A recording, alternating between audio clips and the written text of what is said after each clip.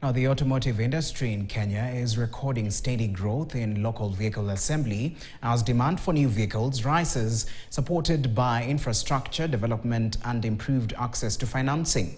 Industry players say more buyers are opting for locally assembled vehicles due to manufacturer warranties, reliable after-sales service and easier financing, a shift that is gradually reducing dependence on imported second-hand vehicles. We have seen that many Kenyans are now adopting to buy new vehicles compared to the second-hand vehicles or the vehicles which are coming from Japan or other.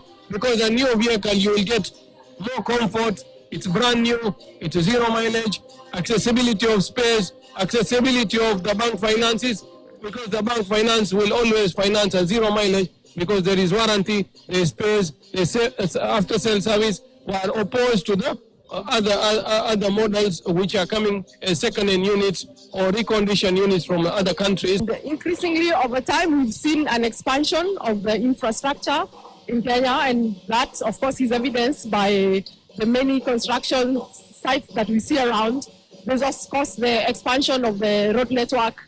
There's a Mau Summit road that currently is ongoing. That is, of course, going to increase the number of cargo trucks that have to ferry those goods to the various destinations, up to the last mile deliveries that extend not just in Kenya but beyond Kenya. Kenya is stepping up efforts to